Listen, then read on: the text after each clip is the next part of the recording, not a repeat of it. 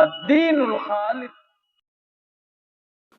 اعوذ باللہ من الشیطان الرجیم بسم اللہ الرحمن الرحیم محمد الرسول اللہ والذین معه اشداء علی الکفار رحماء بینہم تراہم رکعا سجدا یبتغون فضلا من اللہ ورضوانا سیماہم فی وجوہہم من اثر السجود. عنوان ہے صحابہ کرام اور ہماری زندگیاں. سب سے پہلے صحابہ کرام کی عظمت سمجھ لیتے ہیں کہ صحابہ کون ہیں. اللہ تبارک و تعالیٰ نے جس طریقے سے ہمارے نبی کو تمام نبیوں سے ممتاز بنایا ہے،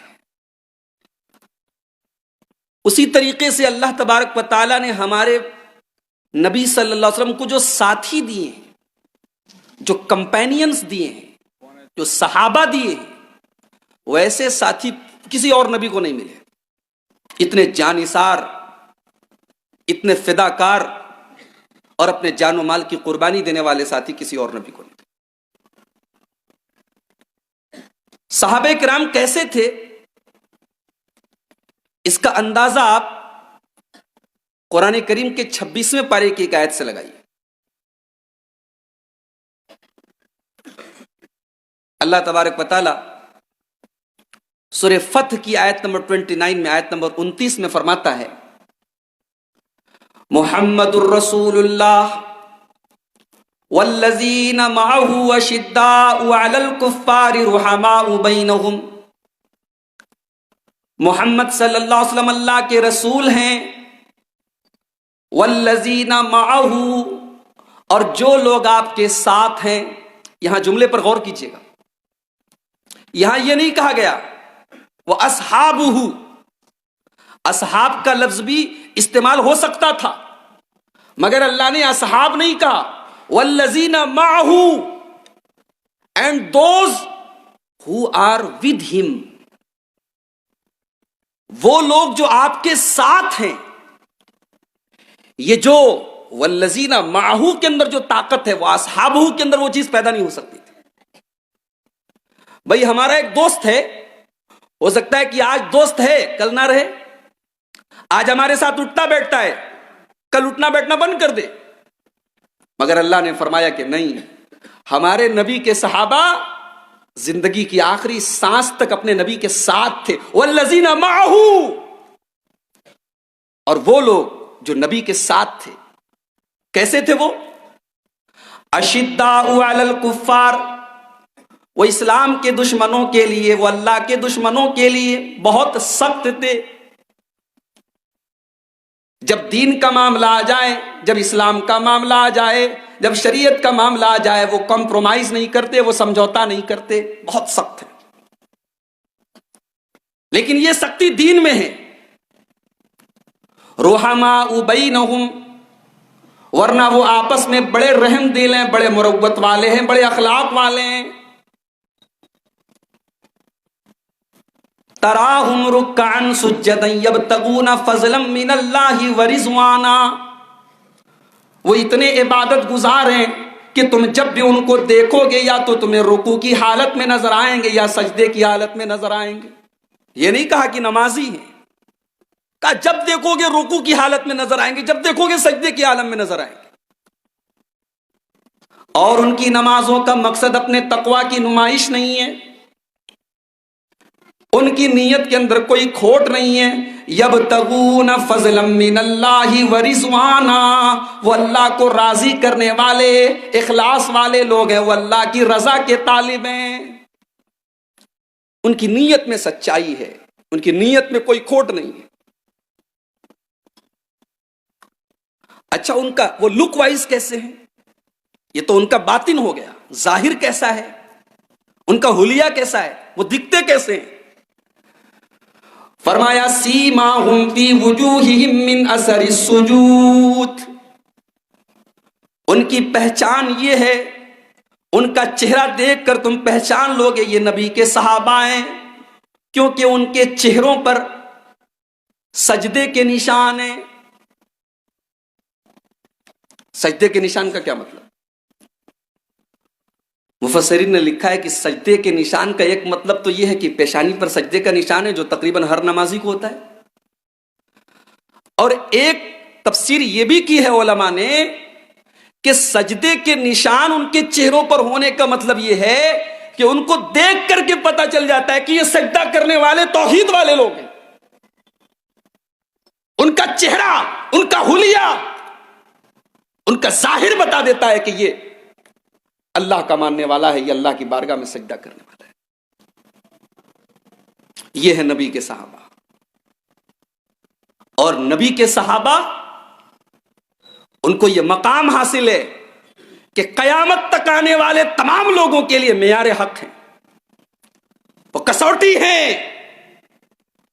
کہ ان کے اوپر پرکھ کر دیکھ لو، جو صحابہ کے منہج پر چلے، جو صحابہ کے طریقے پر چلے وہ ہدایت پر ہے، جو صحابہ کے طریقے پر نہ چلے وہ ہدایت پر ہے۔ اللہ تعالیٰ فرماتا ہے سورہ بقرہ کے اندر فَإِنْ آمَنُوا بِمِثْلِ مَا آمَنْتُمْ بِهِ فَقَدْ اهْتَدَوْا، جیسے میرے نبی کے صحابہ ایمان لائے ہیں، اگر تم ویسے ایمان لاؤ گے تبھی تم ہدایت پاؤ گے۔ ہدایت پانے کے لیے ایمان کافی نہیں ہے، ایمان ویسے لانا پڑے گا جیسے میرے نبی کے صحابہ لائے۔ اللہ اکبر۔ پتہ ہے دنیا میں ہر انسٹیٹیوٹ میں، ہر کالج میں، ہر اسکول میں ایگزام لیا جاتا ہے، اور ایگزام کے بعد اسٹوڈنٹ کی پرفارمنس کے اعتبار سے اس کو مارکس دیے جاتے ہیں، گریڈ دیے جاتے ہیں، سرٹیفکیٹ دیا جاتا ہے۔ اللہ تبارک و تعالیٰ نے اپنے رسول کے صحابہ کا بھی ایک ایگزام لیا ہے۔ اللہ اکبر۔ کس چیز کا ایگزام لیا ہے؟ اولئک الذین امتحن اللہ قلوبہم للتقوی، یہ وہ لوگ ہیں جن کا اللہ تبارک و تعالیٰ نے تقوی کا امتحان لیا ہے، ان کے تقوی کا امتحان لیا کہ ان کے دل میں اللہ کا تقوی ہے کہ نہیں۔ اللہ نے ان کے تقوی کا امتحان لیا ہے۔ اچھا، اس ایگزام میں یہ پاس ہوئے کہ فیل ہوئے؟ سورہ توبہ کی آیت نمبر 100 میں اللہ نے فرمایا والسابقون الاولون من المہاجرین والانصار والذین اتبعوهم باحسان رضی اللہ عنہم ورضوا عنہ، میرے نبی کے صحابہ جو پہلے ایمان لائے، جو بعد میں ایمان لائے، جو مکہ کے مہاجر ہیں، جو مدینہ کے انصاری ہیں، ان تمام کے بارے میں اللہ فرما رہا ہے رضی اللہ عنہم ورضوا عنہ، وہ اللہ ان سے راضی ہو گیا، وہ اللہ سے راضی ہو گئے۔ یہ سرٹیفکیٹ ان کو ملا، اللہ نے انہیں 100 میں 100 دیے۔ اور اسی لیے عجیب اتفاق ہے کہ یہ آیت سورہ توبہ کی آیت نمبر 100 ہے، آیت نمبر 100 ہے۔ اللہ تبارک و تعالیٰ نے اس آیت کریمہ کو سورہ توبہ کی آیت نمبر 100 بنا کر کے گویا ہمیں اور آپ کو یہ اشارہ دے دیا کہ میرے نبی کے صحابہ تقوی کے امتحان میں 100 میں 100 مارکس لائے ہیں، اور ان کو سرٹیفکیٹ کیا دیا؟ اللہ ان سے راضی ہو گیا۔ یہ سرٹیفکیٹ اس کائنات میں کسی کو نہیں ملا جو اللہ نے اپنے نبی کے صحابہ کو دیا۔ یہ صحابہ کا مقام ہے، یہ صحابہ کی عصمت ہے۔ ہماری تقریر کا عنوان یہ ہے صحابہ کرام اور ہم، یعنی ہم تھوڑا سا کمپیئر کریں گے کہ صحابہ کیسے تھے اور ہم کیسے ہیں، ان کی زندگی کیسی تھی اور ہماری زندگی کیسی، اور ہم جو بات چیت کریں گے، جو گفتگو کریں گے، وہ انشاءاللہ ہم 10 پوائنٹ پر گفتگو کریں گے۔ 10 پوائنٹ ختم ہوتے ہی تقریر ختم۔ سب سے پہلی چیز، صحابہ کے اندر کیا تھا؟ استقامت تھی۔ استقامت کا کیا مطلب ہوتا ہے؟ استقامت کا مطلب ہوتا ہے کہ ایمان لے آئے تو ایمان پر جم گئے، پھر ہٹے نہیں۔ مصیبتیں آئیں، تکلیفیں آئیں، پریشانیاں آئیں، ان کو جھیلا مگر ایمان سے نہیں ہٹے۔ اور یہ استقامت کتنی اونچی چیز ہے، اللہ فرماتا ہے سورہ حامیم سجدہ کے اندر ان الذين قالوا ربنا الله ثم استقاموا تتنزل عليهم الملائكة الا تخافوا ولا تحزنوا وابشروا بالجنة التي كنتم توعدون. میرے جو بندے ایمان لائے، جنہوں نے اللہ کو اپنا رب مانا، ثم استقاموا، پھر اسی کے اوپر جم گئے، استقامت والے بن گئے، اللہ فرماتا ہے تتنزل علیہم الملائکہ، جب ان کی موت کا ٹائم آتا ہے، جب ان کے انتقال کا ٹائم آتا ہے، ہماری رحمت کے فرشتے ان کے پاس پہنچتے ہیں اور انہیں خوشخبری دیتے ہیں، اللہ تخافوا ولا تحزنوا، تمہیں ڈرنے کی ضرورت نہیں ہے، تمہیں غمگین ہونے کی ضرورت نہیں ہے، وابشروا بالجنۃ التي كنتم توعدون، جس جنت کا تم سے وعدہ کیا گیا تھا تم اسی جنت میں جاؤ گے. پتہ لگا استقامت سے جنت ملتی ہے. نبی کے صحابہ استقامت والے تھے. حضرت بلال کو دیکھو، ایک معمولی سے غلام ہیں، حبشہ کے رہنے والے، کالے کلوٹے ہیں، سیاہ فام ہیں. ان کا مالک امیہ ابن خلف ان کو عرب کی تپتی ہوئی ریت پر لٹا دیتا ہے، ان کے سینے پر گرم پتھر رکھ دیتا ہے. بلال کی پیٹھ اور بلال کا سینہ دونوں گرمی سے بے حال ہے، اور بلال سے کہا جاتا ہے کہ اے بلال، تو محمد الرسول اللہ کا دین چھوڑ دے، تو اسلام چھوڑ دے، تو دین کو چھوڑ دے، ہم تجھے چھوڑ دیں گے. مگر بلال کی استقامت تو دیکھو، بلال کا ایمان تو دیکھو. بلال اس تپتے ہوئے صحرا میں، اس پتھر کے نیچے بھی بلال کی زبان سے احد احد کی صدائیں نکلتی ہیں. بلال وہاں پر بھی اللہ کے ایک ہونے کا اقرار کر رہا ہے، اللہ کے ایک ہونے کا اعلان کر رہا ہے. استقامت تھی صحابہ کے اندر. میری پیاری ماں بہنوں، آج آپ اپنا ایمان دیکھیں اور نبی کی صحابیات کا ایمان دیکھیں. آج حالات یہ ہے ہندوستان کے، کتنی ہماری مسلمان بہنیں جو کالجوں میں پڑھتی ہیں، جو یونیورسٹیز میں پڑھتی ہیں، ایسی خبریں آئی ہیں، اخباروں کے ذریعے بھی آئی ہیں، میڈیا کے ذریعے بھی آئی ہیں. انہیں محبت کے جال میں پھنسایا گیا، انہوں نے اپنے گھر کی، اپنے خاندان کی، اپنے پورے سماج کی ناک کٹوائی، کسی غیر کے ساتھ بھاگ گئیں اور شادی کر لی، اور یہاں تک تو سب کچھ کیا، اپنے دین اور ایمان کا سودا بھی کر لیا، مرتد ہو گئیں، اسلام کو چھوڑ دیا، ایمان کو چھوڑ دیا. یہ آج ہو رہا ہے. دنیا کی سب سے بڑی دولت میرے بھائیوں ایمان ہے. ایک غریب سے غریب آدمی بھی اپنے آپ کو غریب نہ سمجھے، اس کے پاس ایمان کی دولت ہے. اللہ فرماتا ہے قرآن کریم کے 3 پارے کی آخری آیت میں، ان الذین ماتوا وهم کفار، ان الذین کفروا وماتوا وهم کفار فلن يقبل من احدهم ملء الارض ذهبا. اللہ فرماتا ہے کہ جو لوگ کفر کی حالت میں مر گئے، جو زندگی میں ایمان نہیں لا پائے، شرک کے اوپر مر گئے، کفر کے اوپر مر گئے، کل قیامت کے دن اللہ کی بارگاہ میں وہ زمین بھر کے سونا بھی دے کر اپنے آپ کو اللہ کے عذاب سے بچانا چاہیں تو قرآن کیا کہتا ہے؟ فَلَن يُقْبَلَ مِنْ أَحَدِهِمْ مِلْءُ الْأَرْضِ ذَهَبًا. زمین بھر کے سونا بھی دے کر کے وہ اللہ کے عذاب سے نہیں بچ پائیں گے. میرے پیارے بھائیو، یعنی پتہ یہ چلا کہ زمین بھر کے سونا بھی اگر مل جائے تو ایمان کا مقابلہ نہیں کر سکتا ہے. اتنی بڑی دولت ہے یہ ایمان. اس ایمان کو کوئی اس سے سمجھوتا کر لے، اس ایمان سے ہاتھ دھو دے، چند ٹکوں کے بدلے، چند پیسوں کے بدلے ایمان کا سودا کر لے، یہ نبی کے صحابہ نہیں کرتے. حضرت عمار کو دیکھو، ان کی پوری فیملی کو ستایا جا رہا ہے، باپ کو بھی ٹارچر کیا جا رہا ہے، بیٹے کو بھی ستایا جا رہا ہے، ماں کو بھی تکلیفیں دی جا رہی ہیں. اللہ کے پیارے نبی بے بس ہیں. اللہ کے پیارے نبی جب ان کی تکلیفوں کو دیکھتے ہیں، ان کو تسلی دیتے ہیں اور کہتے ہیں صبرن یا آل یاسر ان موعدکم الجنہ. اے یاسر کے گھرانے والو، اے یاسر کے پریوار والو، اے یاسر کی فیملی والو، تم سے اللہ تعالیٰ تمہیں صبر کی توفیق دے، تم صبر کرتے رہو، یقیناً تم سے جنت میں ملاقات ہوگی.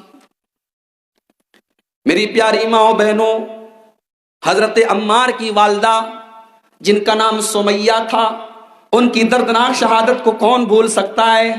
اس امت کے فرعون نے، ابو جہل نے بڑی بے دردی سے ان کو مارا تھا، اور تاریخ کے صفحات میں آج بھی سب سے پہلی شہید ہونے والی خاتون کے طور پر حضرت سمیہ کا نام موجود ہے۔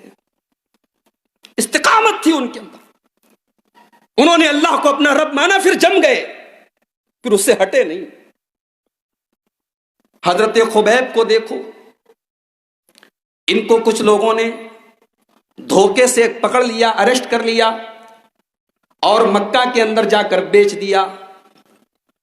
ان کو خریدا کن لوگوں نے؟ بنو حارث کے لوگوں نے، جن کے باپ کو انہوں نے غزوہ بدر میں مارا تھا۔ اپنے باپ کا بدلہ لینے کے لیے بنو الحارث نے ان کو خریدا، ان کو سولی پر چڑھانے کی تیاری ہو گئی۔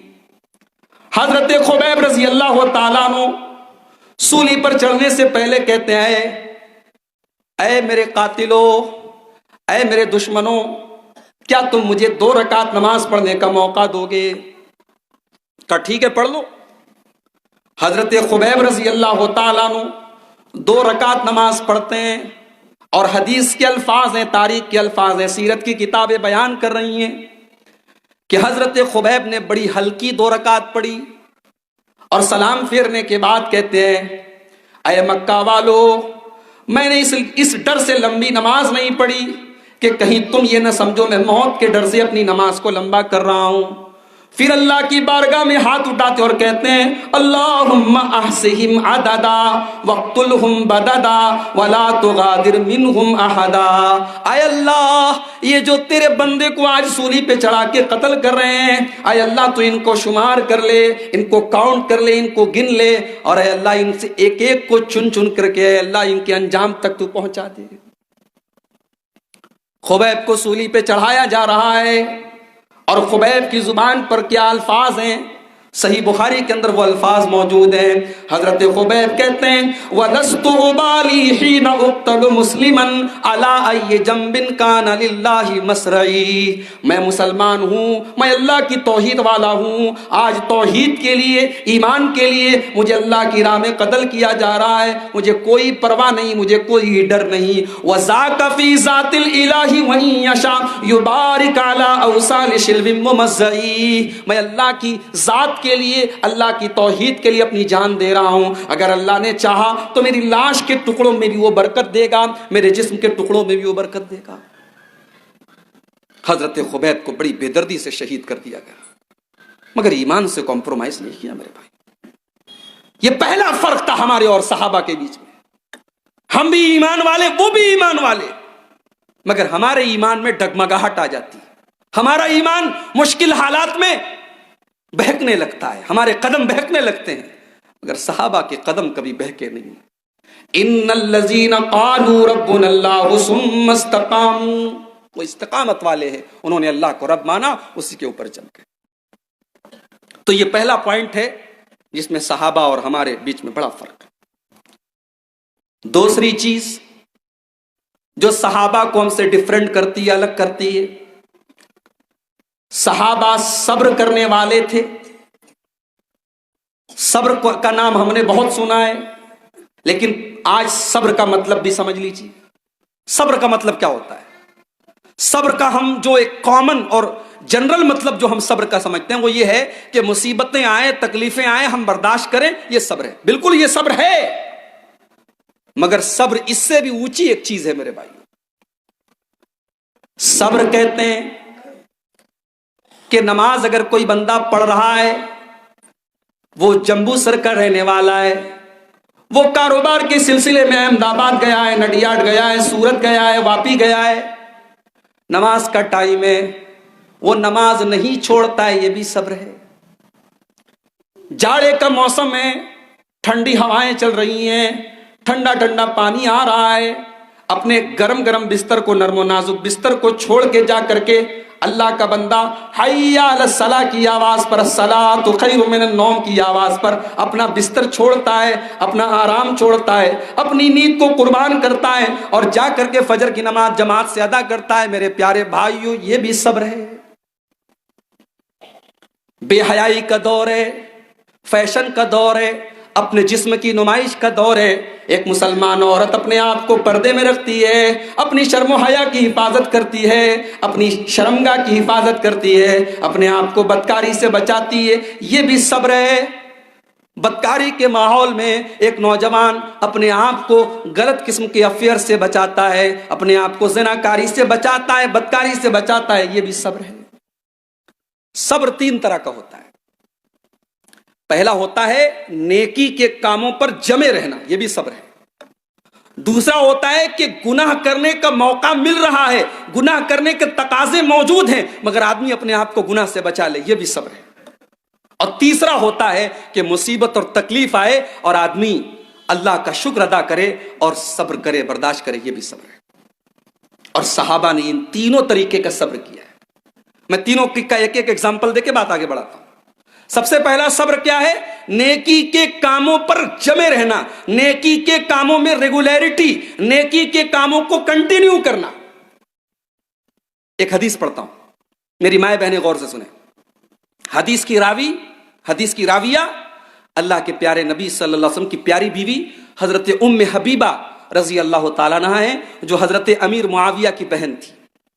حضرت ام حبیبہ کہتی ہیں کہ اللہ کے پیارے نبی نے فرمایا، صحیح مسلم کی روایت ہے، اللہ کے پیارے نبی نے فرمایا کہ جو آدمی دن رات میں 12 رکعت نماز پڑھے، من صلی اثنتی عشرۃ رکعۃ فی الیوم واللیلہ، جو 24 گھنٹے میں 12 رکعت نماز پابندی سے پڑھے، بنی لہ بیت فی الجنہ، اس کے لیے جنت میں گھر بنا دیا جاتا ہے. یہ کون سی 12 رکعت نماز ہے؟ کوئی بتا سکتا ہے؟ سنن رواتب ان کو بولتے ہیں. میں بتا دیتا ہوں آپ کو. فجر کی نماز میں فجر کے پہلے جو 2 رکعت پڑھی جاتی ہے، فجر کے پہلے پڑھی جاتی ہے. ہاں اگر آپ لیٹ پہنچے، جماعت ہو رہی ہے، تو آپ بعد میں بھی پڑھ سکتے ہیں، لیکن اس کا ٹائم فجر کے پہلے ہے. تو فجر کے پہلے 2 رکعت سنت، ظہر کے فرض کے پہلے 4 اور ظہر کے فرض کے بعد 2، 4 2 6، تو 6 ہو گئی ظہر میں، 2 ہو گئی فجر میں، 6 2 8. 2 رکعت مغرب کے بعد، 8 2 10، اور 2 رکعت عشاء کے بعد، 10 2 12. یہ ٹوٹل 12 رکعت نماز ہے. اس کو اگر کوئی پابندی سے پڑھے تو اللہ کے پیارے نبی فرماتے ہیں کہ جنت میں اس کے لیے محل بنا دیا جائے. اب بہت غور سے سنیے گا جو بات میں کہنے جا رہا ہوں، میری مائیں بہنیں بھی غور سے سنیں. حضرت ام حبیبہ کہتی ہیں فما ترکتہن منذ سمعتہن من رسول اللہ صلی اللہ علیہ وسلم، جب سے میں نے اپنے نبی کی زبان سے یہ حدیث سنی، اس دن کے بعد سے میں نے یہ 12 رکعت نماز کبھی نہیں چھوڑی. اللہ، یہ ہے صبر.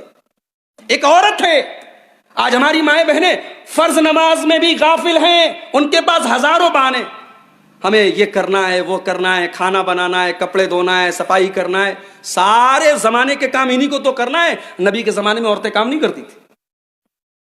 غور کیجئے میری ماں بہنوں، میرے بھائیوں، ایک عورت ہو کر کے حضرت ام حبیبہ کہتی ہیں کہ جب سے نبی کی زبان مبارک سے میں نے یہ حدیث سنی، یہ 12 رکعت نماز میں نے کبھی نہیں چھوڑی.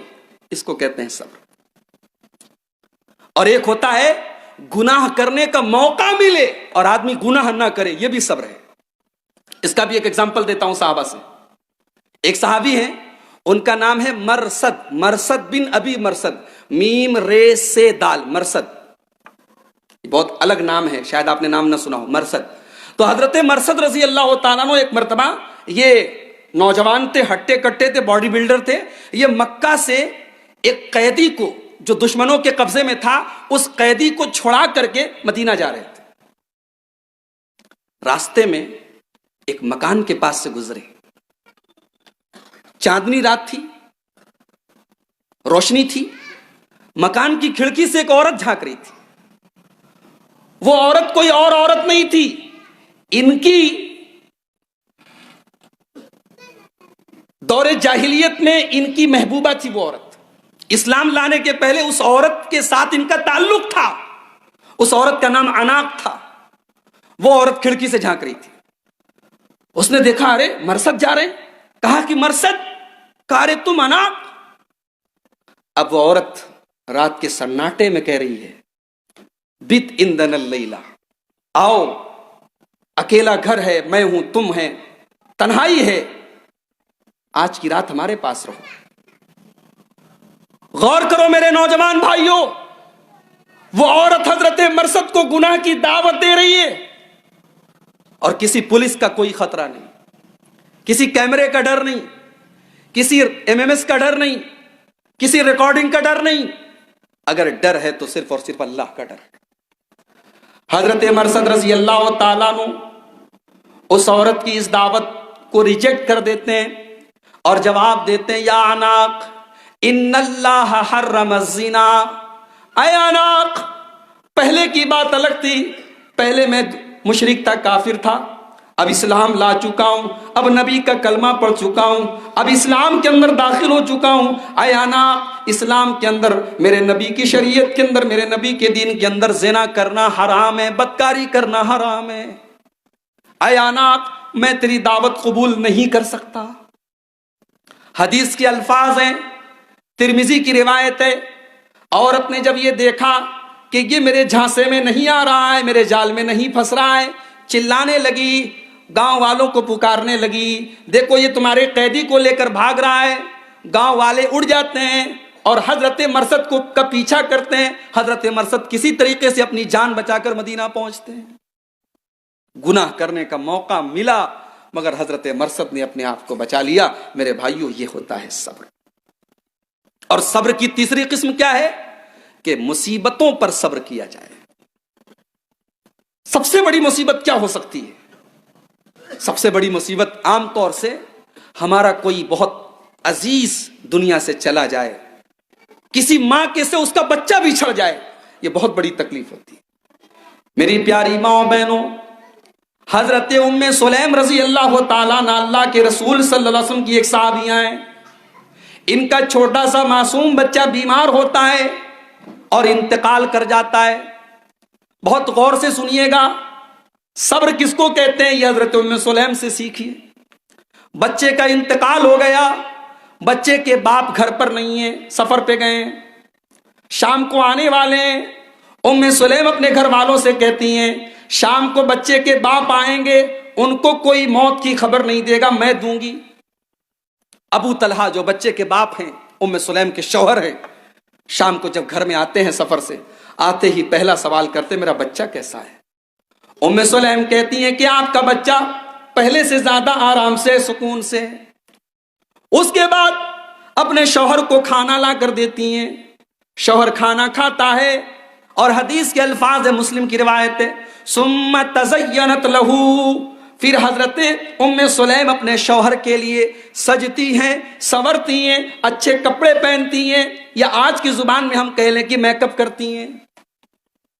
ظاہر سی بات ہے کہ ایک عورت، ایک شادی شدہ عورت اپنے شوہر کے لیے سجے سنورے، یہ اسلام کہتا ہے، یہ شریعت کہتی ہے.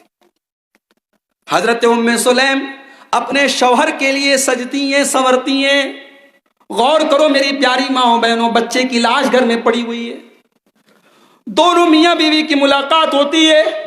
اگلے دن صبح حضرت ام سلیم اپنے شوہر سے کہتی ہیں، ایک بات آپ سے پوچھنی تھی. کا پوچھو.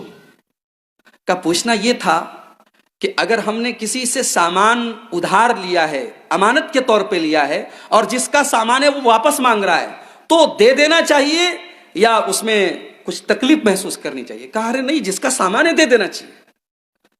کہا کہ ہمارا بچہ بھی اللہ کی امانت تھا، اللہ نے اٹھا لیا ہے، اللہ نے بچے کو اٹھا لیا ہے، آپ صبر سے کام لیں اور ثواب کی امید رکھیں. حضرت ابو طلحہ کا دماغ خراب ہو جاتا ہے، غصے میں کہتے ہیں کہ تم مجھے اب بتا رہی، میرے بچے کی لاش گھر میں پڑی تھی اور تم میک اپ کر رہی تھی، سج رہی تھی، سنور رہی تھی، اور میں چین سے کھانا کھا رہا تھا اور تمہارے پاس میں تھا. حضرت ابو طلحہ بہت ناراض ہوتے ہیں اور آ کر کے پوری رودات، پورا معاملہ اللہ کے پیارے نبی صلی اللہ علیہ وسلم کو سناتے ہیں.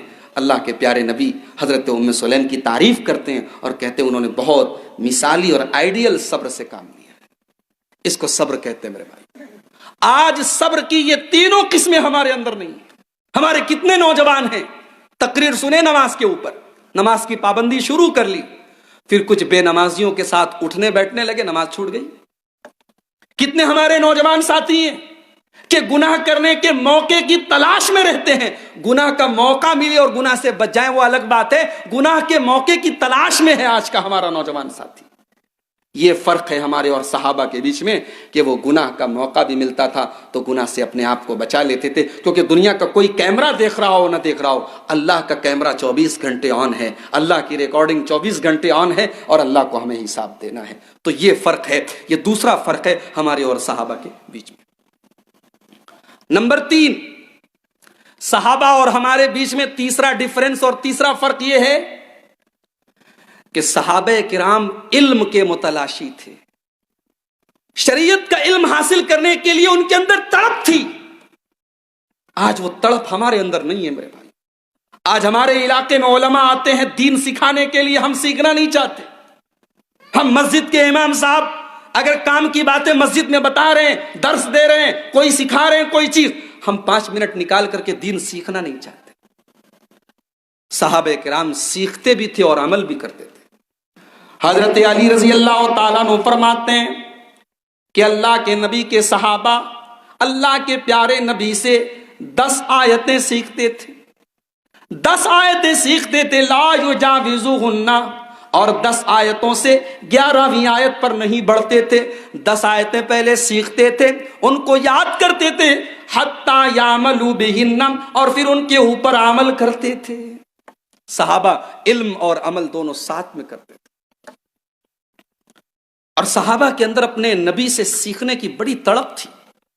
ایک ایگزامپل دوں آپ کو، حضرت ابو ہریرہ رضی اللہ تعالیٰ عنہ. کون مسلمان ہے جو نہیں جانتا ہے؟ سب سے زیادہ اگر کسی حدیث کے راوی ہیں صحابہ کرام میں تو سب سے زیادہ حدیث کے راوی حضرت ابو ہریرہ رضی اللہ تعالیٰ عنہ ہیں.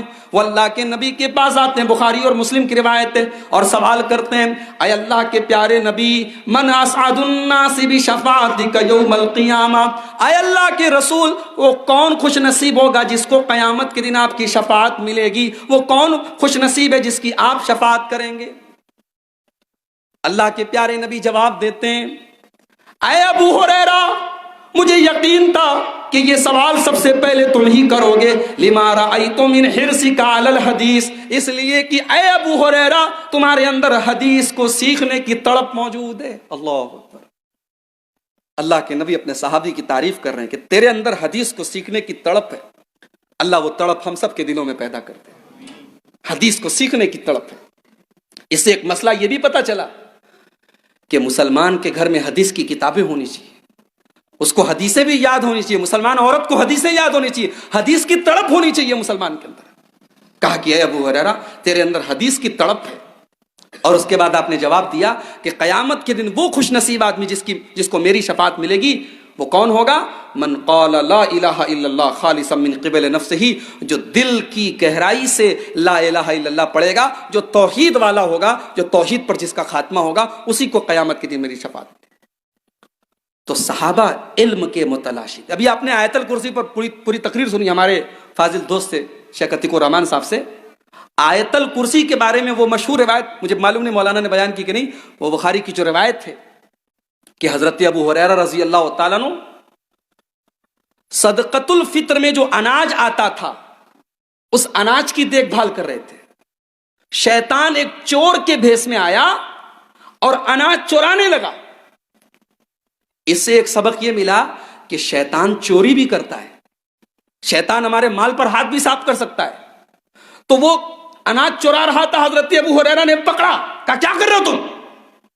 تو رونے لگا، بولا میں غریب آدمی ہوں، بچے میرے بھوکے ہیں، فیملی میری پریشان ہے، میں بڑی مجبوری میں نے یہ قدم اٹھایا ہے. حضرت ابو ہریرہ نے اس کو معاف کر دیا.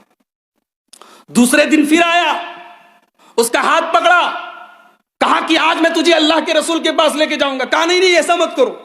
ارے بھائی میں مجبور آدمی ہوں، میں اب وعدہ کرتا ہوں کہ آئندہ ایسا کام نہیں کروں گا. حضرت ابو ہریرہ نے پھر چھوڑ دیا.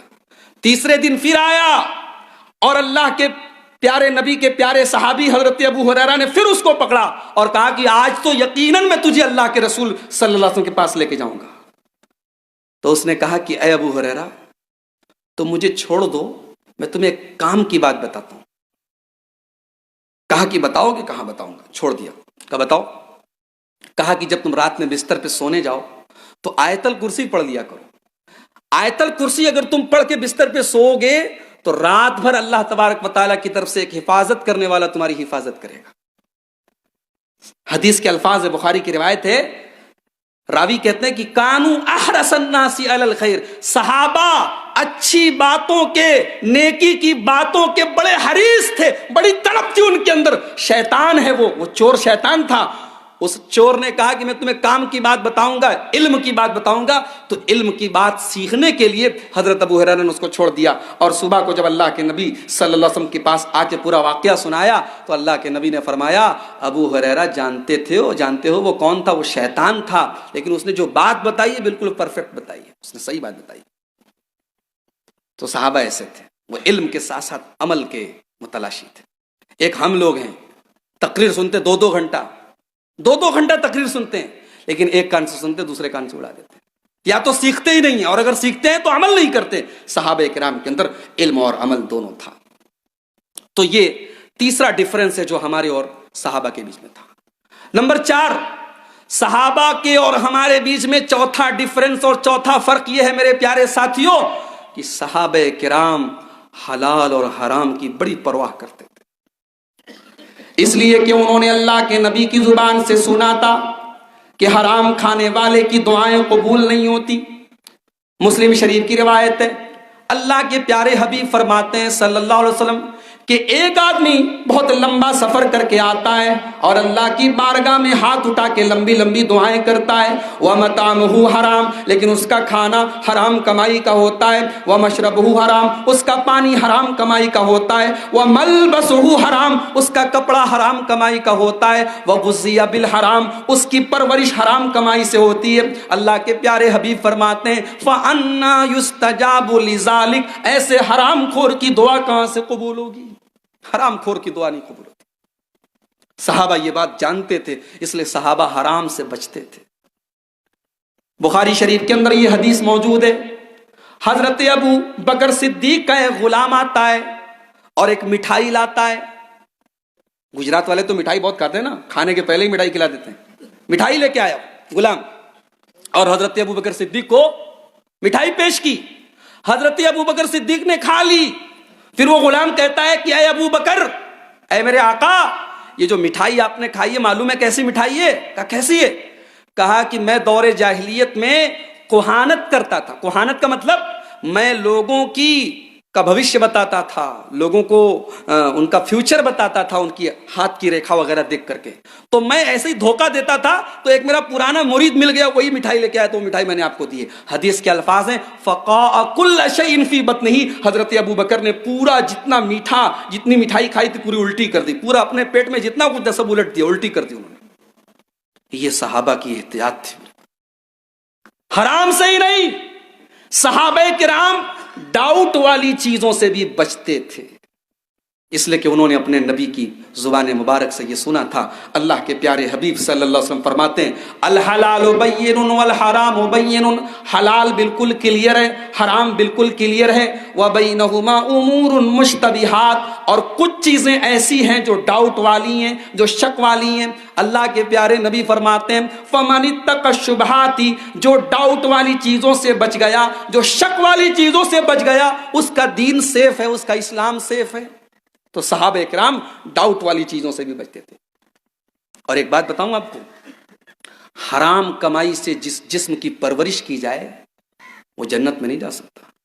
اللہ کے پیارے نبی صلی اللہ علیہ وسلم فرماتے ہیں، مسند احمد کی روایت ہے لا يدخل الجنت لحم نبت من سحت، جو جس بدن کے اندر، جس باڈی کے اندر، جس شریر کے اندر حرام کی کمائی چلی جائے، جو حرام کی کمائی سے جو بدن پرورش پائے، اللہ کے پیارے نبی فرماتے ہیں کہ وہ جنت میں نہیں جائے گا.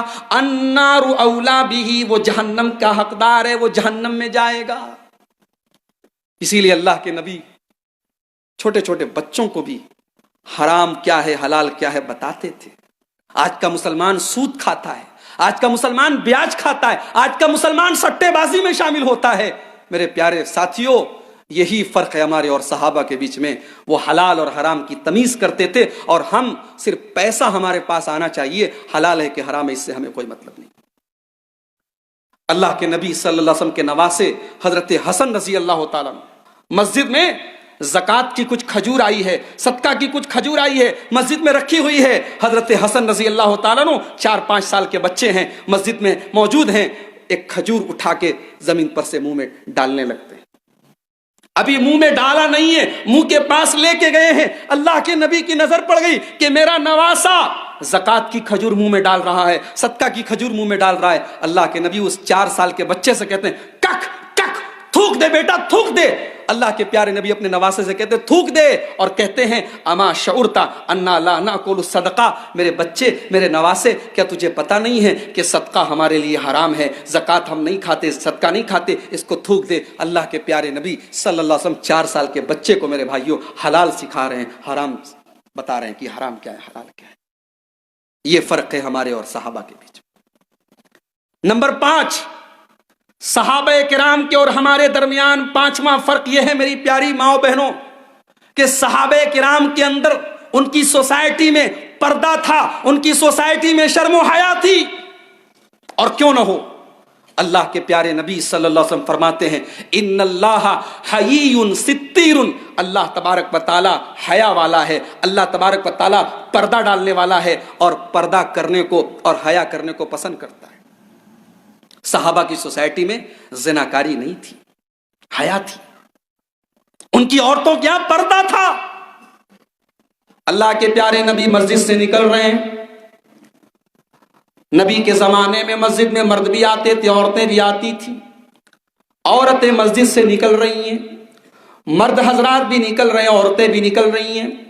اللہ کے پیارے نبی صلی اللہ علیہ وسلم نے مرد و عورت کا یہ اختلاط دیکھا. بڑے غصے میں آپ نے فرمایا اے عورتوں تم کنارے ہٹو، استاخرن، کنارے ہٹو.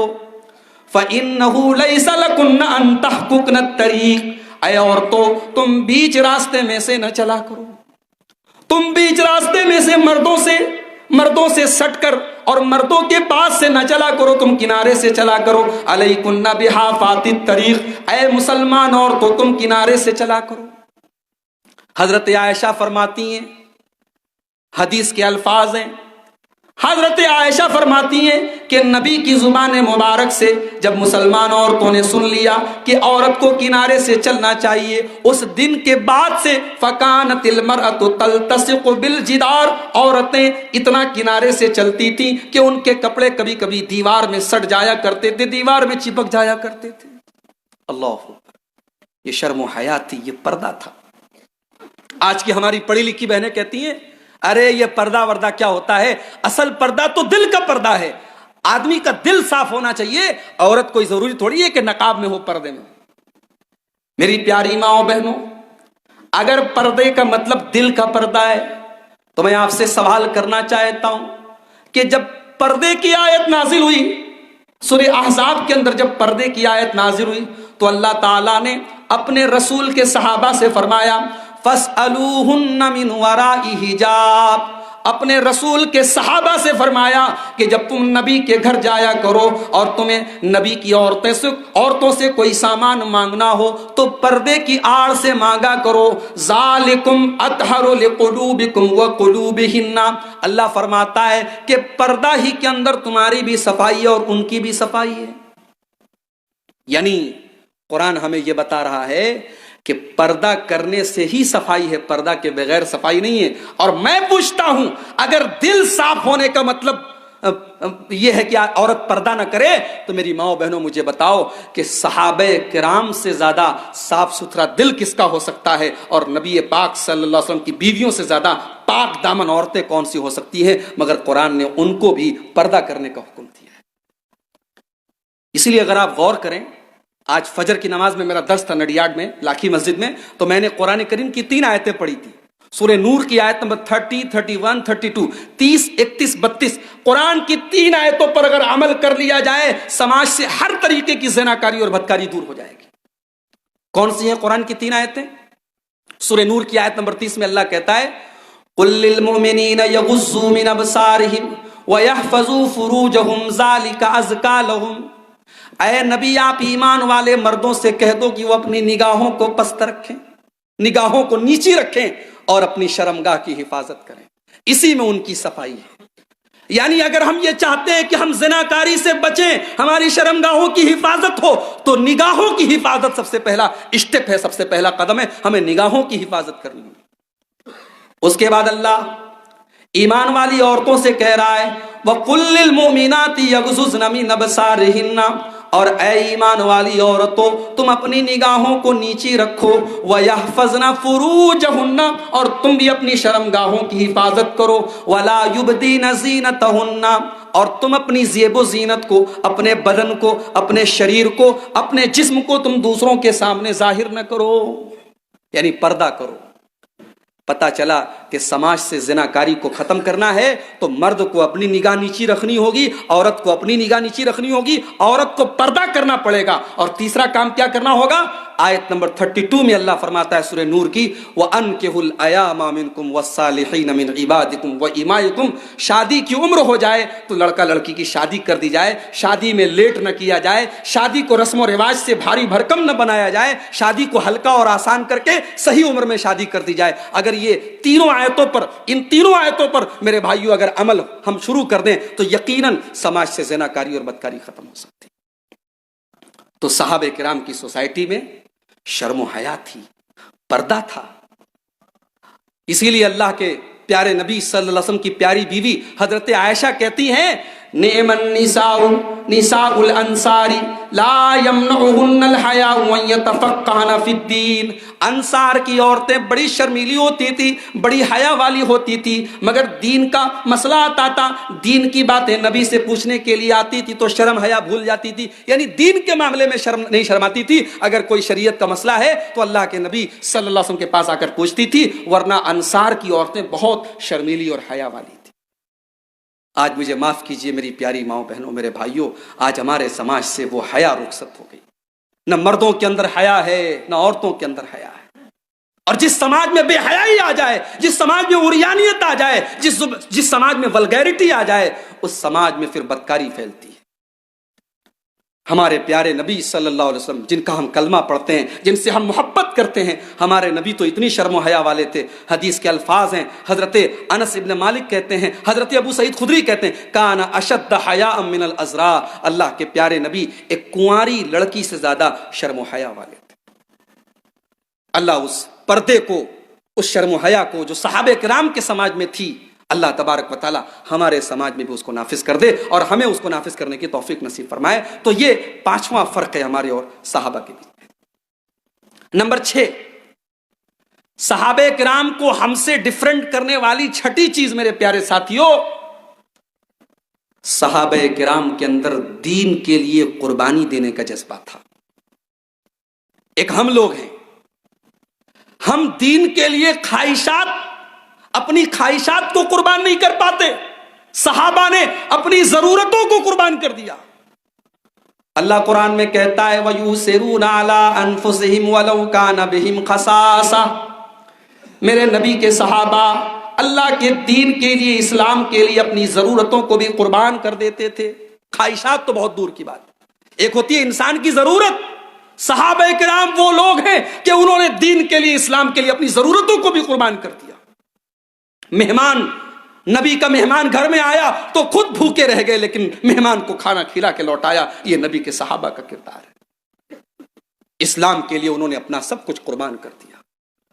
آج یو پی کا کوئی آدمی گجرات میں آ کے بستا ہے تب بھی اس کے دل میں احساس ہوتا ہے کہ میں پردیس میں ہوں، حالانکہ وہ کمانے کے لیے آیا ہے، وہ روزی روٹی کے لیے سورت آیا ہے، وہ روزی روٹی کے لیے احمد آباد آیا ہے، وہ روزی روٹی کے لیے جمبو سر آیا ہے، وطن چھوڑا ہے دنیا کے لیے۔ میرے ساتھیوں، صحابہ نے اپنا وطن دین کے لیے چھوڑا ہے، صحابہ نے اپنا وطن اسلام کے لیے چھوڑا ہے، اور وطن ہی نہیں، بال بچوں کو، رشتہ داروں کو، پراپرٹی کو، زمین کو، جائیداد کو، سب کچھ چھوڑ دیا۔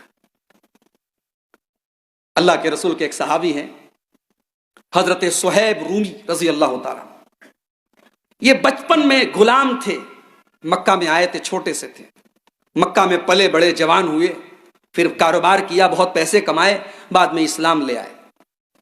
جب اللہ کے پیارے نبی کے صحابہ مکہ سے مدینہ ہجرت کرنے لگے تو یہ بھی مدینہ جانے لگے۔ مکہ کے کافروں نے ان کو پکڑا کہ کہاں جا رہے ہو؟ کہا مدینہ جا رہا ہوں۔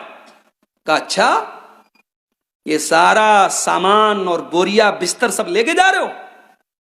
اتیتنا سعلوکن، اے صہیب جب تم بچپن میں ہمارے پاس آئے تھے، مکہ میں آئے تھے تو غریب تھے، فقیر تھے، قلاش تھے، پھوٹی کوڑی نہیں تھی تمہارے پاس. آج کروڑ پتی ہو تو ساری دولت لے کے جا رہے ہو، ایک پیسہ تمہیں لے کے جانے نہیں دیں گے مکہ کے باہر. حضرت صہیب رضی اللہ تعالیٰ عنہ نے فرمایا کہ اگر یہ ساری دولت میں تمہیں دے دوں تو کیا تم مجھے مدینہ جانے دو گے؟ کہاں جانے دیں گے. ساری دولت، سارا روپیہ پیسہ جو کمایا تھا، زندگی بھر کی جو کمائی تھی، سب ان کے حوالے کر کے خالی ہاتھ مدینہ چل دی. یہ صحابہ تھے میرے بھائی. آج ہم لوگ کمپٹیشن کرتے ہیں، ہمارا پڑوسی کیسے اتنا پیسہ والا ہو گیا، ہمارے پاس 2 ویلر، اس کے پاس 4 ویلر، ہمارے پاس ایک گھر، اس کے پاس 2 گھر. آج ہمارا کمپٹیشن ہوتا ہے دنیا کے لیے، ہمارا کمپٹیشن ہوتا ہے کاروبار کے لیے، ہمارا کمپٹیشن ہوتا ہے دھندا کے لیے، اور صحابہ کرام میں کمپٹیشن ہوتا تھا جنت کے لیے. غزوہ تبوک کا موقع ہے، غزوہ تبوک کا موقع ہے. بڑی پریشانی کیا کہ حالات میں یہ لڑائی لڑی گئی، یہ سفر کیا گیا. اللہ کے پیارے نبی اپنے صحابہ سے کہتے ہیں اس لڑائی کے لیے جو تعاون کرے گا، جو مدد کرے گا، میں اسے جنت کی ضمانت دیتا ہوں. صحابہ کرام اپنی اپنی طاقت کے اعتبار سے، اپنی اپنی حیثیت کے اعتبار سے اللہ کے نبی کے پاس آ کے تعاون کرنے لگے، چندہ دینے لگے. حضرت عمر فاروق رضی اللہ تعالیٰ عنہ فرماتے ہیں زندگی میں پہلی بار میرے دل میں یہ خیال پیدا ہوا، ہمیشہ نیکی کے معاملے میں ابو بکر صدیق کا نمبر آگے ہوتا ہے، میرا پیچھے ہوتا ہے. آج میں ابو بکر سے بھی آگے نکل کر دکھاؤں گا. حضرت عمر فاروق اپنے گھر آتے ہیں، اپنے گھر کے سارے سامان کو اکٹھا کرتے ہیں، سارے مال کو جمع کرتے ہیں، اور آدھا مال گھر میں چھوڑتے ہیں اور آدھا مال اللہ کے پیارے نبی صلی اللہ علیہ وسلم کے پاس لے کر آتے ہیں. اللہ کے نبی سوال کرتے ہیں ما ابقیت لأہلک، اے عمر گھر والوں کے لیے کچھ چھوڑ کے آئے ہو یا نہیں آئے ہو؟ اے اللہ کے رسول آپ فکر نہ کریں، میں آدھا مال لے کر آیا ہوں، آدھا گھر والوں کے لیے چھوڑ کر آیا ہوں. حضرت عمر کہتے ہیں میں دل ہی دل میں بڑا خوش تھا کہ آج تو حضرت ابو بکر صدیق بھی مجھ سے آگے نہیں نکل پائیں گے. تھوڑی دیر کے بعد حضرت ابو بکر صدیق بھی اپنا چندہ لے کر کے آئے، اپنا سامان لے کر کے آئے، اپنا تعاون لے کر کے آئے. انہوں نے بھی اپنا سامان اللہ کے نبی کی خدمت میں لا کر پیش کیا. نبی اکرم نے ان سے بھی سوال کیا ما ابقیت لأہلک، اے ابو بکر تم اپنے گھر والوں کے لیے کچھ چھوڑ کر آئے ہو یا نہیں آئے ہو؟ حضرت ابو بکر جواب دیتے ہیں ابقیت لہم اللہ ورسولہ، اے اللہ کے نبی میں اپنے گھر والوں کے لیے اللہ اور اس کے رسول کو چھوڑ کر آیا ہوں. میں اپنے گھر میں جھاڑو لگا کے سارا سامان، سارا مال لے کر کے آیا ہوں، اور گھر کے لیے، گھر والوں کے لیے اللہ اور اس کے رسول کو چھوڑ کر آیا ہوں. یہ نبی کے صحابہ تھے. ایک ہم ہیں کہ کبھی دین کے لیے کچھ قربانی دینے کی بات آ جائے تو ہماری حالت خراب ہونے لگتی ہے. دین کے لیے جان و مال کی قربانی تو بہت دور کی چیز ہے میرے بھائیوں، ہم معمولی سی دین کے لیے تکلیف سہنے کے لیے تیار نہیں ہیں. میرے بھائیوں جنت اتنی آسانی سے ملنے والی نہیں ہے. اللہ کے پیارے نبی صلی اللہ علیہ وسلم فرماتے ہیں حفت النار بالشہوات حفت الجنت بالمکارہ، جنت اگر حاصل کرنی ہے تو بہت ساری ناپسندیدہ چیزوں کو فیس کرنا پڑے گا، بہت ساری تکلیفوں کو فیس کرنا پڑے گا. اور فرمایا کہ جہنم کو اللہ نے خواہشات سے گھیر دیا ہے. اگر انسان اپنی خواہشات پر چلے گا، اپنی اچھاؤں پر چلے گا، جو دل میں آئے گا وہ کرے گا تو جہنم میں جائے گا. اس لیے کہ جہنم کو اللہ تبارک و تعالیٰ نے خواہشات سے گھیر دیا. تو یہ چھٹا فرق ہے ہمارے اور صحابہ کے بیچ میں. نمبر 7، صحابہ کرام کے بیچ میں اور ہمارے بیچ میں میرے ساتھیوں 7واں فرق یہ ہے کہ صحابہ کرام اپنے نبی سے سچی محبت کرتے تھے. وہ اپنی جان سے بڑھ کر اللہ کے پیارے نبی سے محبت کرتے تھے. حضرت علی سے کسی نے پوچھا کہ آپ لوگ اللہ کے نبی سے کتنی محبت کرتے تھے؟ تو حضرت علی نے فرمایا کان احب الینا من اموالنا وآبائنا وامہاتنا ومن الماء البارد علی الظمأ. فرماتے ہیں کہ ہم اپنے نبی سے اپنی اولاد سے زیادہ، اپنے مال سے زیادہ، اپنے ماں باپ سے زیادہ، حتیٰ کہ گرمی کے سخت گرمی کے موسم میں ٹھنڈے پانی کی جو محبت ہوتی ہے اس سے بھی زیادہ ہم اپنے نبی سے پیار کرتے تھے. اتنی محبت کرتے تھے صحابہ، اس کی مثال پوری دنیا میں نہیں ملتی. صلح حدیبیہ کے موقع پر उरवा इब्न मसूद सक़फ़ी सहाबे किराम की मोहब्बत का मंजर देखने के बाद जब मक्का के काफिरों के पास जाते हैं तो कहते हैं कि ऐ मेरी कौम के लोगों, मैं दुनिया के बड़े बड़े बादशाहों के पास गया, मैं कैसर व किसरा के पास गया, मैं नजाशी के दरबार में गया, वल्लाहि इन राइतु मलिकन क़त्तु युअज़्ज़िमुहु अस्हाबुहु, मैंने किसी बादशाह के दरबार में उसकी उतनी इज्जत नहीं देखी जितनी मुहम्मदुर रसूलुल्लाह सल्लल्लाहु अलैहि वसल्लम के सहाबा उनकी इज्जत करते हैं। उरवा इब्न मसूद ने कहा, ऐ मेरी कौम के लोगों, अगर मुहम्मदुर रसूलुल्लाह अगर थूक दें, अगर जमीन पर थूक दें तो उनका थूक जमीन पर गिरने से पहले उनके किसी सहाबी के हाथ पर गिरता है और वो अपने बदन पर, अपने चेहरे पर मल लेता है। मैंने उनके साथियों को देखा है कि वो वजू के पानी के लिए, अल्लाह के रसूल सल्लल्लाहु अलैहि वसल्लम के वजू के बचे हुए पानी के लिए एक दूसरे से लड़ते हैं। मैंने देखा है कि वो हुक्म देते हैं तो उनका हुक्म पूरा उनके हुक्म देते ही हुक्म पूरा करते हैं। और मैंने देखा है कि वो अपने नबी से इतनी मोहब्बत करते हैं, इतनी रिस्पेक्ट करते हैं, इतनी ताजीम करते हैं कि अपने नबी को नजर भर के देखते भी नहीं, इतनी ताजीम करते। मोहब्बत रसूल, मेरे भाइयों, सहाबे किराम को अपने रसूल से सच्ची मोहब्बत। एक सहाबी अल्लाह के नबी के पास आए, बुखारी की रिवायत है, और आकर के कहते हैं कि ऐ अल्लाह के नबी, कयामत कब आएगी? अल्लाह के रसूल ने पूछा, तुमने कयामत की तैयारी क्या की है? कहा कि अल्लाह के नबी, मैंने ज्यादा तैयारी तो नहीं की है, मैं बहुत नेक आदमी नहीं हूं, लेकिन एक चीज है कि मैं अल्लाह से और उसके रसूल से मोहब्बत करता हूं। आपने फरमाया, अंत मअ मन अहबब्ता, तुम जिससे मोहब्बत करते हो कल कयामत भी के दिन उसी के साथ रहोगे। सहाबी खुश हो गए। हजरत अनस कहते हैं कि ये जुमला सुनकर के हम बहुत खुश हुए कि अल्लाह के नबी ने फरमाया, इंसान जिससे मोहब्बत करता है कयामत के दिन भी उसी के साथ होगा। सहाबे किराम अपने नबी से बेतहाशा मोहब्बत करते, और उनकी मोहब्बत हमारी तरह नहीं थी कि सिर्फ नारे लगाए जाएं नबी के नाम पर, उनकी मोहब्बत अमली थी। सहाबे किराम अपने नबी से सच्ची मोहब्बत करते थे। अल्लाह के प्यारे नबी सल्लल्लाहु अलैहि वसल्लम के पास एक सहाबी आते हैं, मुस्लिम के अल्फाज हैं, उनकी उंगली में सोने की अंगूठी है। अल्लाह के नबी की नजर पड़ती है, आपने उनकी अंगूठी निकाल के जमीन पर फेंक दी और आपने फरमाया कि क्या तुम ये पसंद करोगे कि इस सोने की अंगूठी की जगह तुम्हें जहन्नम की आग की अंगूठी पहनाई जाए? सहाबी डर गए। अल्लाह के नबी सल्लल्लाहु अलैहि वसल्लम ने उनकी अंगूठी निकाल कर जमीन पर फेंक दी। जब अल्लाह के नबी चले गए, सहाबे किराम ने उस सहाबी से कहा कि सोने की अंगूठी है, उठा लो, घर में दे देना, औरतों को दे देना, किसी काम में ले लेना। सहाबी जवाब देते हैं, वल्लाही ला आखुजुहु, मैं ये अंगूठी छूंगा भी नहीं, हाथ भी नहीं लगाऊंगा, इसलिए कि अल्लाह के प्यारे नबी ने इस अंगूठी को निकाल कर फेंक दिया है। मोहब्बत रसूल देखिए मेरे भाई, कि नबी ने इस अंगूठी को निकाल के फेंक दिया है, मैं दोबारा उसको हाथ नहीं लगाऊंगा। अबू दाऊद की रिवायत है, अल्लाह के प्यारे नबी सल्लल्लाहु अलैहि वसल्लम जूता पहनकर नमाज पढ़ रहे हैं, सहाबे किराम भी पीछे जूता पहने हुए नमाज पढ़ रहे हैं। अब ये एक अलग मसला है कि जूता पहनकर नमाज, अगर ऐसी कंडीशन हो, आज के जमाने की तरह अल्लाह के रसूल सल्लल्लाहु अलैहि वसल्लम के जमाने की मस्जिदें नहीं थी, कारपेट नहीं बिछे रहते थे, आज कोई थोड़ी जूता पहन के मस्जिद के अंदर चला जाएगा, लेकिन आदमी जंगल में है या ऐसी जगह है जहां जूता उतारने में तकलीफ है तो जूता पहन के भी नमाज पढ़ सकता है, मसला है ये। तो अल्लाह के नबी जूता पहन के नमाज पढ़ा रहे थे, सहाबे किराम भी पीछे जूता पहन के नमाज पढ़ रहे थे। नमाज के दौरान अल्लाह के प्यारे नबी ने जूता उतार दिया, सहाबे किराम ने भी फट से अपना जूता उतार दिया। जब आपने सलाम फेरा तो आपने सहाबा से कहा कि मैं नमाज की हालत में था तो हजरत जिब्रील ने आकर के मुझे बताया कि मेरे जूते में गंदगी लगी, इसलिए मैंने अपना जूता उतार दिया। मा हमलकुम अला खलइन आलिकुम, तुमने जूता क्यों उतारा? सहाबे किराम जवाब देते हैं, ऐ अल्लाह के नबी, रअयना का तलबिसु नअलैक, हमने देखा कि आप जूता पहनकर नमाज पढ़ रहे हैं, हम पहनकर पढ़ने लगे। हमने देखा कि आपने उतार दिया, हमने उतार दिया, हमें क्या मालूम कि आपने क्यों पहनकर पढ़ा और क्यों आपने उतार दिया। हम तो आपकी इक्तिदा करने वाले, आपके पीछे चलने वाले, आपके नक्शे कदम पर चलने वाले हैं। ये थे नबी के सहाबा।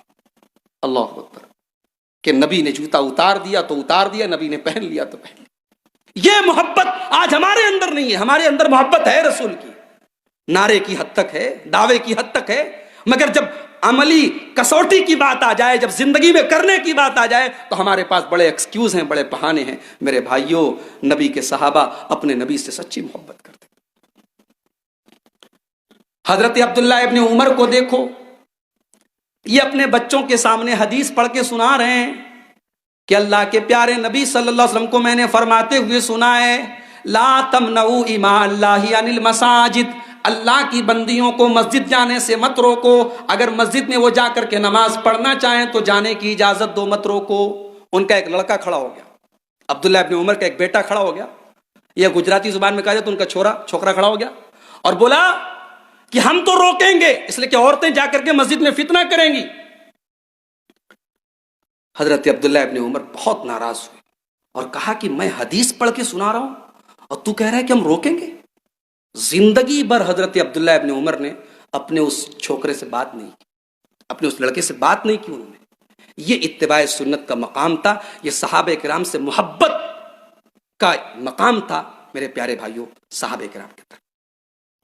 نمبر 8، صحابہ کرام کو ہم سے ڈیفرنٹ کرنے والی 8ویں چیز یہ ہے کہ صحابہ کرام اپنی تربیت اور اپنے بچوں کی تربیت، اپنی اصلاح اور اپنے بچوں کی اصلاح میں آگے تھے، اس لیے کہ انہوں نے رب کا قرآن پڑھا تھا، یا ایھا الذین آمنوا قوا انفسکم واہلیکم نارا، اے ایمان والو اپنے آپ کو اور اپنے گھر والوں کو جہنم کی آگ سے بچاؤ۔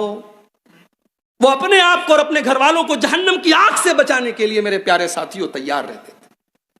وہ اپنے بچوں کی ایسی تربیت کرتے تھے کہ جنگ بدر کے اندر 2 چھوٹے چھوٹے 9 سال کے 10 سال کے بچے ابو جہل کو تلاش کر رہے ہیں۔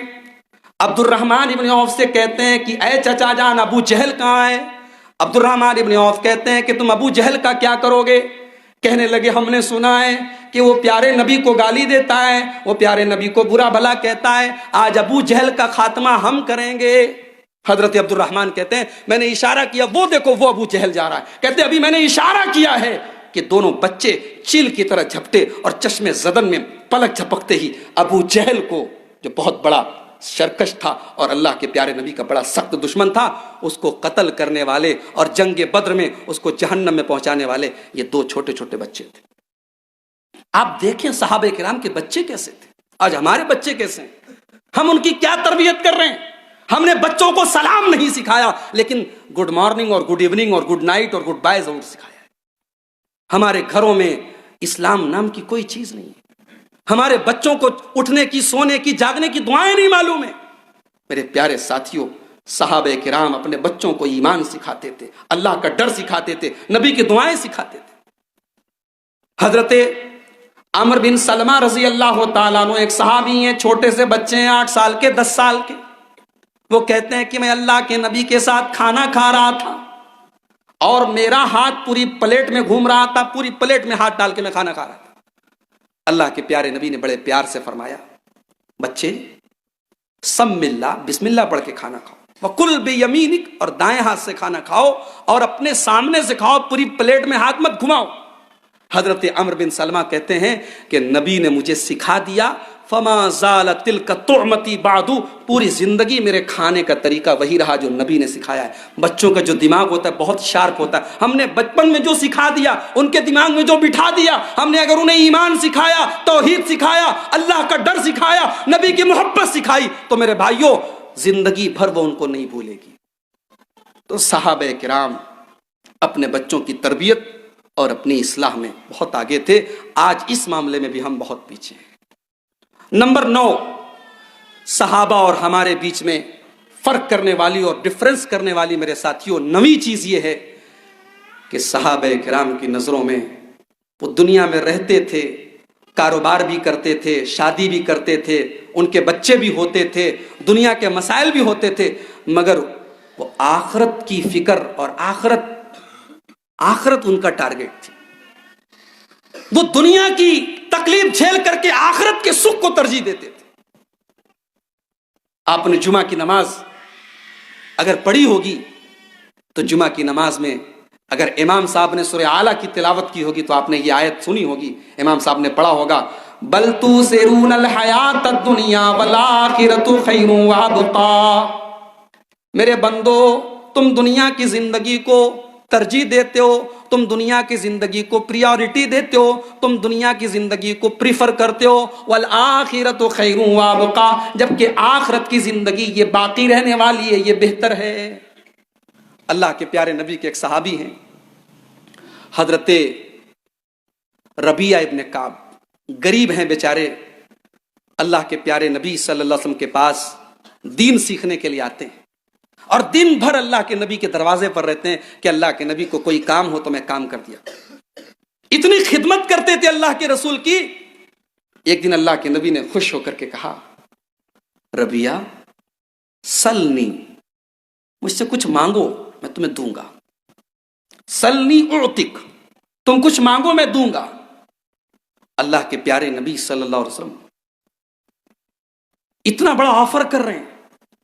حضرت ربیعہ انتہائی غریب آدمی ہیں، وہ چاہتے تو پیسہ روپیہ دولت بھی مانگ سکتے تھے، اللہ کے رسول کو انتظام کر کے ان کو دولت دے دیتے، پیسہ دے دیتے۔ حضرت ربیعہ کہتے ہیں میں نے غور کیا، میں نے سوچا کہ ان الدنیا زائلۃ منقطعۃ، میں اگر نبی سے دنیا مانگوں گا تو 4 دن کی دنیا کی زندگی، اس کے بعد تو یہ دنیا ختم ہو جانے والی ہے، اور دنیا میں جتنی روزی میرے مقدر میں لکھی وہ تو مجھے مل کر رہے گی۔ اس لیے میں نے غور کیا اور میں نے سوچا کہ میں اللہ کے نبی سے آخرت کا سوال کروں گا۔ اللہ کے نبی اللہ کے بڑے محبوب بندے ہیں، پیارے بندے ہیں، آخرت کے بارے میں کوئی سوال کروں گا۔ اگلے دن اللہ کے پیارے نبی کے پاس حضرت ربیعہ پہنچتے ہیں، اللہ کے نبی وہی سوال کرتے ہیں کہ اے ربیعہ تم نے غور کیا، بتاؤ تمہیں کیا چاہیے؟ حضرت ربیعہ کہتے ہیں اے اللہ کے نبی اسألک مرافقتک فی الجنہ، اے اللہ کے نبی میں نے بہت غور کیا اور غور کرنے کے بعد میں اس نتیجے پر پہنچا کہ دنیا تو مجھے ویسے بھی ملے گی جتنی میرے مقدر میں لکھی ہے، اے اللہ کے نبی میں چاہتا ہوں کہ جنت میں مجھے آپ کے ساتھ رہنے کا موقع ملے، میں جنت میں آپ کی صحبت چاہتا ہوں، میں جنت میں آپ کی کمپنی چاہتا ہوں، میں جنت میں آپ کا ساتھ چاہتا ہوں۔ اللہ کے پیارے نبی نے فرمایا ضرور میں تمہارے حق میں دعا کروں گا، لیکن تم بھی میری مدد کرو، تم کثرت سے نماز پڑھا کرو، کثرت سے سجدہ کیا کرو، تو یقیناً تمہیں جنت میں میرا ساتھ ملے گا۔ میرے ساتھیوں، یہ تھی صحابہ کی سوچ، یہ تھی صحابہ کی سوچ۔ وہ آخرت کی فکر کرتے تھے، وہ مردوں کو دفناتے تھے قبرستان میں تو موت کو یاد کرتے تھے، قبر کو یاد کرتے تھے۔ عثمان غنی رضی اللہ تعالیٰ عنہ جب قبرستان کے پاس سے گزرتے تھے، کسی قبر کو دیکھتے تھے، زار و قطار رونے لگتے تھے۔ ان سے سوال کیا جاتا کہ اے عثمان تم جنت کا ذکر ہوتا ہے تو نہیں روتے ہو، جہنم کا تذکرہ ہوتا ہے تو نہیں روتے ہو، لیکن جب قبر کو دیکھتے ہو تو رونے لگتے ہو۔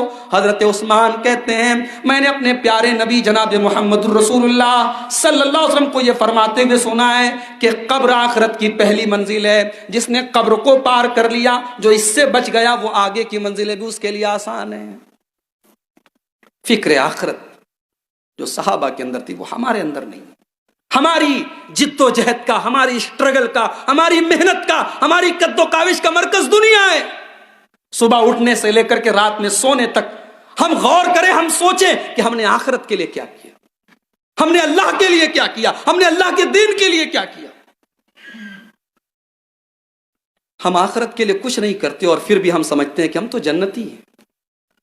عمر فاروق کو دیکھو، عمر فاروق نماز پڑھا رہے ہیں، فجر کی نماز ہے، ابو لولو نام کے ایک پارسی آدمی نے ان کے اوپر خنجر سے حملہ کیا۔ حضرت عمر فاروق مصلی پر گر پڑے، پیٹ پر حملہ کیا ہے، مصلی پر گرے، لیکن گرنے سے پہلے عبد الرحمن ابن عوف کو اپنی جگہ مصلی پر آگے بڑھا دیا۔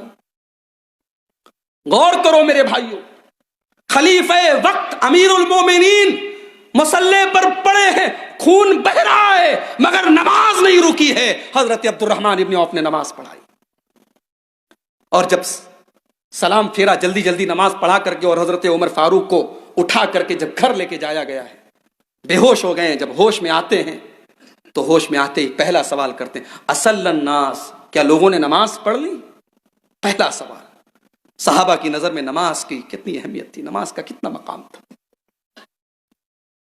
اس کے بعد حضرت عمر فاروق رضی اللہ تعالیٰ عنہ کو دوا پلائی گئی، دوا نکل جا رہی ہے کیونکہ اتڑیاں کٹ چکی ہیں۔ حضرت عمر سمجھ گئے کہ اب میری موت کا ٹائم آ چکا ہے، میرے انتقال کا ٹائم آ چکا ہے۔ حضرت عمر کے چہرے پر بڑی گھبراہٹ ہے۔ پوچھا گیا ہے عمر آپ اتنا گھبرا کیوں رہے ہیں؟ آپ تو اللہ کے نبی کے بڑے پیارے صحابی ہیں، اسلام کے لیے بڑی قربانیاں آپ نے دی ہیں۔ حضرت عمر کہتے ہیں لو ان لی طلاء الارض ذهبا لافتدیت به من عذاب اللہ، اللہ کی قسم اگر میرے پاس زمین بھر کے سونا آ جائے تو میری تمنا ہے کہ میں اللہ کے عذاب سے بچنے کے لیے زمین بھر کے سونا دے دوں اور بچ جاؤں۔ اللہ اکبر، یہ عمر فاروق ہیں۔ اللہ کے عذاب کا ڈر دیکھیے میرے بھائیو، اللہ کا خوف دیکھیے۔ آج وہ ڈر ہمارے دلوں سے نکل چکا ہے، آج ہم سر سے پیر تک اللہ کی نافرمانیوں میں لت پت ہیں، اور پھر بھی ہم ڈرتے نہیں ہیں کہ اللہ کو کیا جواب دیں گے، اللہ کو کیا حساب دیں گے۔ اللہ ہم سب کے دلوں میں فکر آخرت کو پیدا فرما دے۔ یہ نئی چیز تھی جو صحابہ کرام کو ہم سے الگ کرتی ہے، ڈیفرنٹ کرتی ہے۔ اور نمبر